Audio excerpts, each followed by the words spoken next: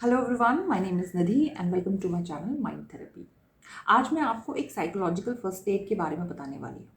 कई बार हम अपनी प्रॉब्लम को अपने दिमाग के अंदर मैग्नीफाई कर देते हैं, मल्टीप्लाई कर देते हैं, जिसकी वजह से लगता है कि अब इसको पार कैसे पाएंगे। आपको एक छोटा सा एग्जाम्पल देती हूँ। काउंसलिंग थेरेपी में जब लोग आते हैं हमारे पास, तो उनसे पूछा जाए कि भाई आप क्या इशू लेकर आए हैं, तो वो बहुत सारी बातें बोलते हैं।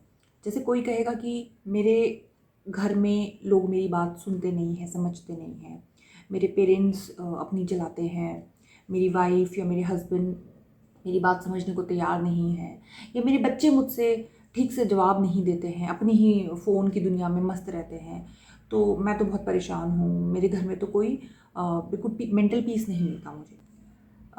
मल्टीपल इश्यूज़ को एक कॉमन इशू बना लेता है इंसान कि मेरी लाइफ बुरी इसलिए है क्योंकि मेरी फैमिली लाइफ अच्छी नहीं है, क्योंकि मेरी फैमिली में कोई भी मेरी बात सुनता नहीं है, समझता नहीं है। तो इस प्रॉब्लम में हमेशा दो पार्ट्स होते हैं। एक तो वो कि जो आपका कंट्रीब्यूशन है, और दूसरा वो जो किसी और इंसान का कंट्रीब्यूशन है। तो हम क्या करते हैं, दूसरे इंसान के कंट्रीब्यूशन को भी अपनी ही प्रॉब्लम बना लेते हैं, और इस तरह से वो प्रॉब्लम हमें दुगनी लगने लगती है। कोई आपसे अच्छी तरह से बात नहीं करता है, पोलाइटली बात नहीं करता है, डोमिनेटिंग टोन में बात करता है, तो ये उनका प्रॉब्लम है।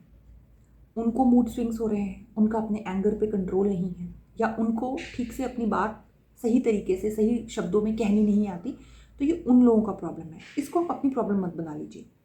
आपका प्रॉब्लम ज़्यादा से ज़्यादा इस सिचुएशन में ये हो सकता है कि जब भी कोई इस तरह से आपसे बात करता है तो आप हर्ट फील होते हैं। आपको समझ नहीं आता कि आप अपनी बात सही तरीके से कैसे रखें कि झगड़ा ना बढ़े और शांति से बात निपट जाए। या आपको ये लगता है कि आपके बॉस जब आपको अननेसेसरीली प्रेशराइज कर रहे हैं किसी काम के लिए, आप ना कहना चाहते हैं पर आप ना नहीं कह पाते, है ना। तो ये आपकी स्पेसिफिक प्रॉब्लम्स हो सकते हैं। ये आपका प्रॉब्लम नहीं है कि मेरे तो घर में कोई सुख शांति नहीं है, माहौल ख़राब है, मेरे घर का कोई मेरी बात नहीं सुनता। कोई आपकी बात नहीं सुनता, किसी का मूड ख़राब है, किसी के अपने एंगर मैनेजमेंट के इश्यूज़ हैं, please don't make it your problem. तो जब आप ये सेपरेट कर लेते हैं ना, तब आप अपनी प्रॉब्लम लिखिए। तो अब आपके प्रॉब्लम स्टेटमेंट थोड़े छोटे हो जाएंगे। इसकी और फिल्टरिंग करेंगे और कोशिश करेंगे इसको और नैरो डाउन करने की। किसी ने आपके साथ ऊंची आवाज़ में बात की है, गलत तरीके से बात की, या आपके बारे में अपशब्द कह दिए, आप हर्ट हुए। आप हर्ट क्यों हुए ये पूछिए अपने आप से, और उस चीज़ का जवाब लिखिए। तो जवाब कुछ इस तरह से आ सकता है कि भाई मैं हर्ट इसलिए हुई हूँ क्योंकि मुझे लग रहा है कि मैं डिज़र्व करती हूँ रिस्पेक्ट, और सामने वाला इंसान मुझे रिस्पेक्ट नहीं दे रहा है। या मैं डिज़र्व करती हूँ कि मुझे केयर और अटेंशन मिले, और सामने वाला इंसान मेरे को केयर और अटेंशन नहीं दे रहा है। आपने अपने फर्दर नैरो डाउन कर दी है प्रॉब्लम। अपने आप से ऑनेस्टली ये सवाल पूछिए कि क्या सामने वाले व्यक्ति कभी भी आपकी रिस्पेक्ट नहीं करते, कभी भी आपको काइंडनेस एंड केयर के साथ ट्रीट नहीं करते, या कुछ खास समय पे वो ऐसे हो जाते हैं।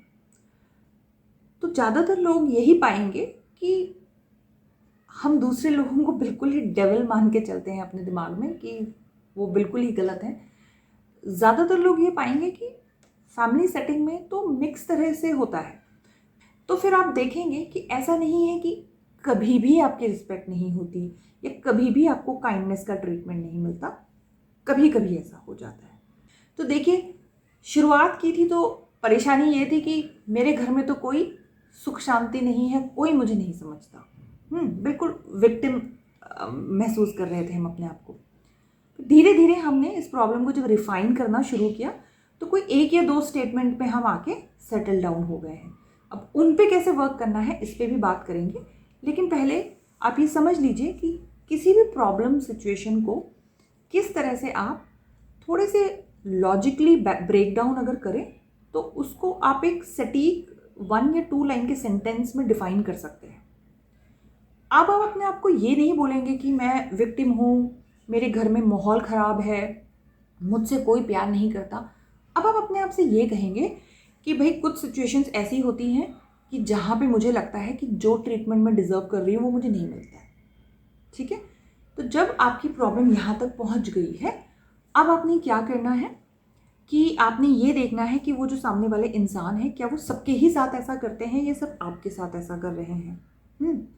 ज़्यादातर करके आप पाएंगे कि अगर तो कोई ऐसा है जो सभी के साथ थोड़ा गलत स्वभाव रखता है, तो वो उनका अपना पर्सनालिटी फ्लॉ हो सकता है, इसमें तो आप ज़्यादा कुछ नहीं कर सकते।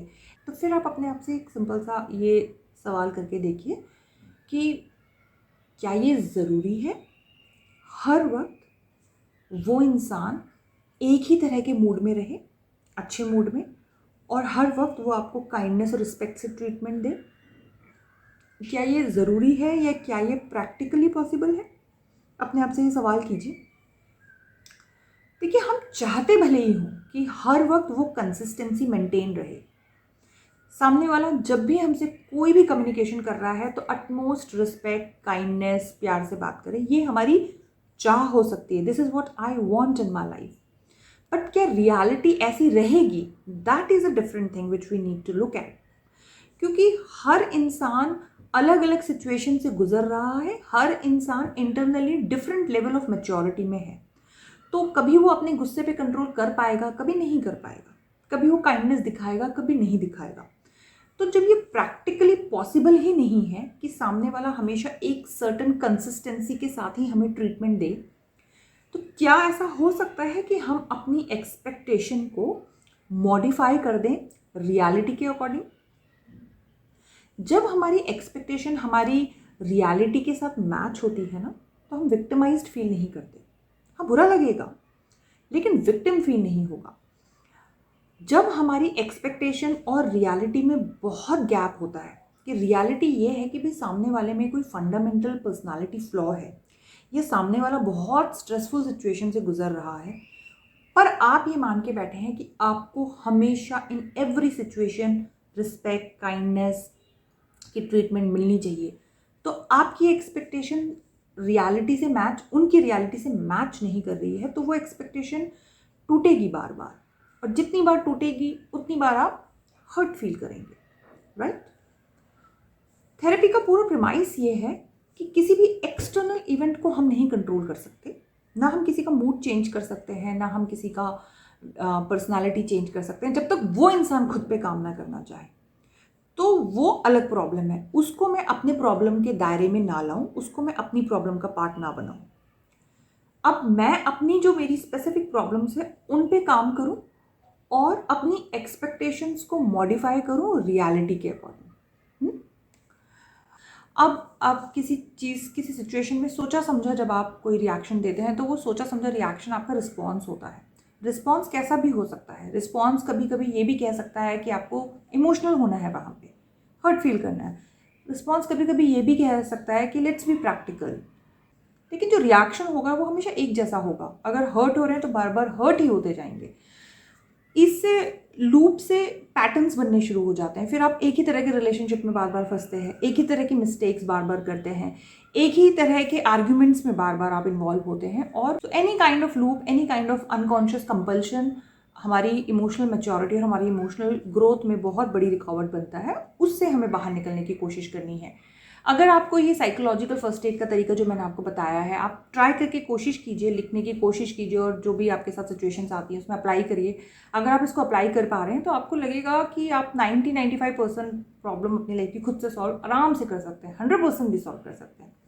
लेकिन अगर ये मेथड अप्लाई करने के बाद भी आपको लगता है कि आपकी सेंसिटिविटी खत्म नहीं हो रही है, आप अभी भी विक्टिम फील करते हैं, हर्ट फील करते हैं, और नहीं सिचुएशंस को नई तरीके से, नए नज़रिए से देख पा रहे हैं, तो ऐसा बहुत मुमकिन है कि कोई पास्ट का एक हिडन हर्ट है जो आपके सबकॉन्शियस माइंड में कहीं दबा हुआ है, जो बार बार एक्टिवेट हो जाता है ऐसे इवेंट से।